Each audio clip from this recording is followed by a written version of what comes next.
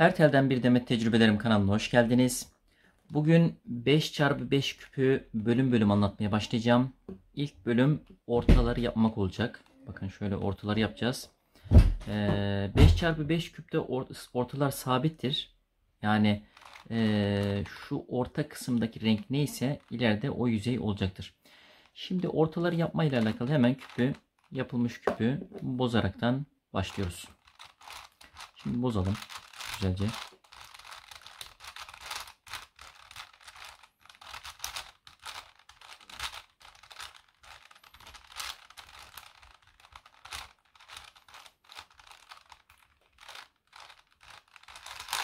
Evet.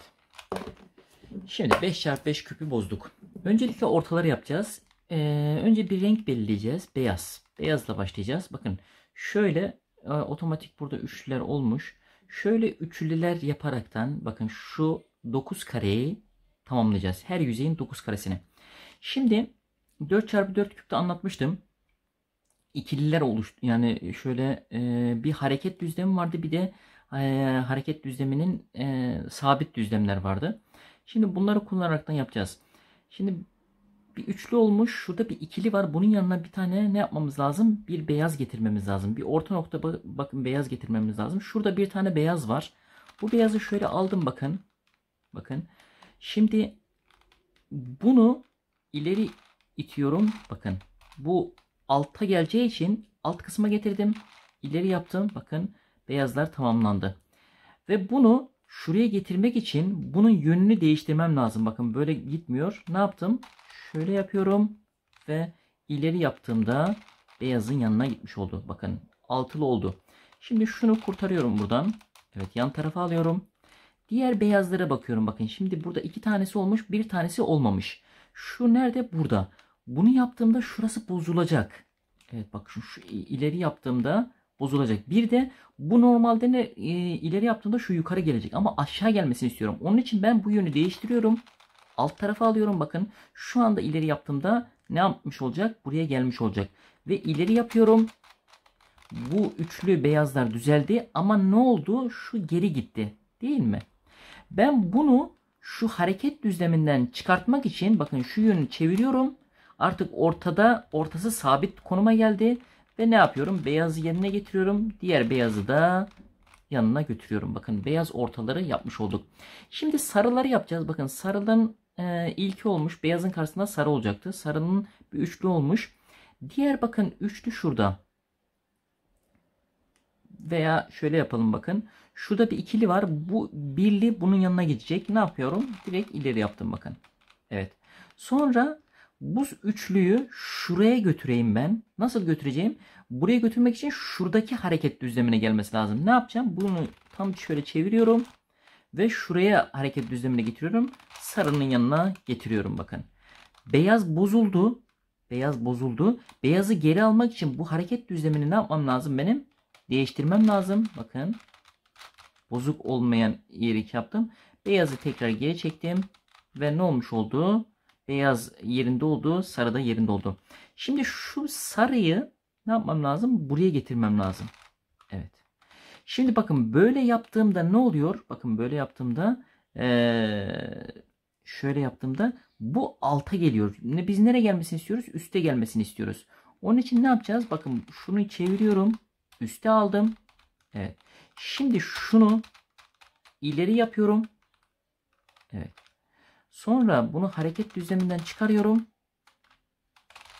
Geri alıyorum. Evet. Beyaz bozulmadı. Sarı şey yaptı. Şunu da şuraya alalım. Tekrar hareket düzleminden çıkarttım. Yukarı aldım. Evet. Şimdi şu ikiliyi buraya getireceğiz. Nasıl yapacağız? Bakın. Şöyle yapıyorum. Evet. Şimdi bunu yukarı yaptığımda buraya gelecek. Biz nereye gelmesini istiyoruz? Alta gelmesini istiyoruz. Onun için ne yapmam lazım? Şunu çevirdim. Evet. Şimdi şu ikiliyi bakın şuraya doğru itiyorum. Evet. Ne olmuş oldu beyazlar? Tam üçlü şekilde oldu. Ben şuraya gelmesini istiyorum. Ve bunu yüzeyini değiştiriyorum. Şu şekilde bakın. Şuraya getirdim. Ve ikiliyi itiyorum. Evet. Şimdi bakın beyaz ne olmuş oldu? Beyaz bozuldu. Beyazı tekrar buraya götürmek için bakın beyazı ileri ittiğimde sarı buraya geliyor. Ne yapmam lazım? Öncelikle bu beyazı bakın beyazı hareket düzleminden çıkarıyorum. Burası hareket düzlemi ya, şu tarafa alacağım. Bu yönü çeviriyorum şu şekilde. Şimdi sarıyı bir kere geri alıyorum. Şöyle. Geri aldım. Bakın sarı bozuldu. Şimdi sarıyı düzeltmek için ileri yapmam gerekiyor ya. İşte bu hareket düzlemine beyazı da getiriyorum şu şekilde. Beyazı getirdim. Şimdi sarıyı ileri yaptığımda beyaz da otomatikmen yerini bulmuş oldu. Evet. Ne olmuş oldu? Sarı ve beyaz ortalar olmuş oldu. Bundan sonra evet. Kırmızıyı yapacağız. Kırmızı. Aynı şekilde aynı mantık. Şimdi şu orta nokta bunun yanına şöyle yapalım. Evet bakın burada bir üçlü olmuş. Diğer şu ortayı şöyle götürüyorum bakın. İkili oldu. Bunun yanına bir tane birli. Bakın şuradaki birliği şöyle yapıyorum. Şunu ileri yaptığımda bakın şu üçlü de olmuş oldu. Şimdi bakın bu üçlü oldu. Bir tane de üçlü nerede vardı? Şurada var. Bunları birlikte birleştirelim. Bakın hareket düzlemini değiştiriyorum. Bunu geri alıyorum. Bakın kırmızılar olmuş oldu. Şimdi bakın şunlar tek tek. Bunları yapmak için bakın bunu ne yapmam lazım? Bunu şuraya götürüyorum. Bakın alt kısma getirdim. İleri yaptığımda ne olmuş oldu? Bunun yanına gelmiş oldu. Ama zaten burası bozulmadı. Sonra ne yapıyorum? Bakın bunun hareket düzlemini değiştiriyorum. Şu kırmızıyı geri alıyorum. Kırmızıyı geri aldım. Şimdi ne yapıyorum? Bakın şu yüzeyin tekrar hareket düzlemini değiştiriyorum. Bakın kırmızıyı yukarı gelecek şekilde yapıyorum. Ve ileri ettiğimde üçlüler oluşmuş oluyor. Şimdi bu üçlüyü şuraya getireceğim. Ne yapıyorum? Hareket düzlemini değiştiriyorum. Hareket düzlemine getirdim şimdi. Kırmızıya doğru götürdüğümde kırmızılar da olmuş oluyor. Şimdi 3 tane yüzeyimiz oldu. Beyaz, kırmızı, sarı. 4x4 küpte karşılıklıları yapıyorduk. Normalde kırmızının karşısında turuncu var. Turuncuyu yapıyorduk 4x4. Ama burada farklı bir yöntem kullanacağız. Bu sefer yeşil ya da mavi yapacağız. Turuncuyla yani ya yeşili ya maviyi tek bırakmamız lazım. Yani şu şekilde iki renk kalması lazım en sona. Bunun için mavi yapalım. Evet. Mavi de bakın şurada bir üçlü olmuş. Şurada da bir üçlü var. Evet. Bu üçlüyü birleştirmek için bakın ne yapıyorum? Şöyle geri aldım. Bu sefer ne bozuldu? Kırmızı bozuldu. Kırmızıyı tekrar eski yerine getirmek için şu mavinin hareket düzlemini değiştirmem lazım. Boşa getirmem lazım. Ve kırmızıyı geri alıyorum. Bakın maviler olmuş oldu. Şimdi şu tek kaldı. Evet. Şunu hareket düzlemini değiştiriyorum. Hatta şöyle bunu evet.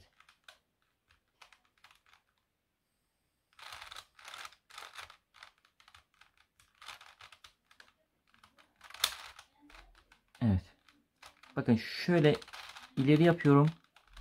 Kırmızı bozuldu. Tekrar hareket düzlemini değiştirdim.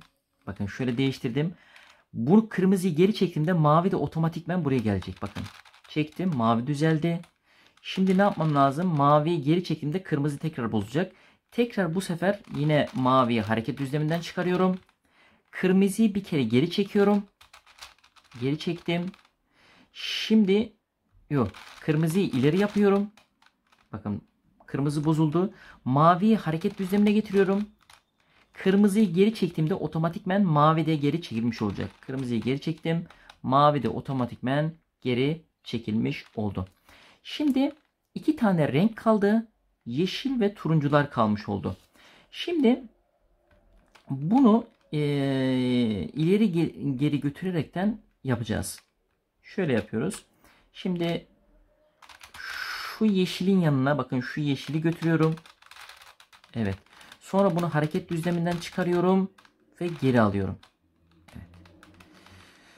Sonra yine aynı şekilde Şöyle yapalım. Evet. Şu iki yeşili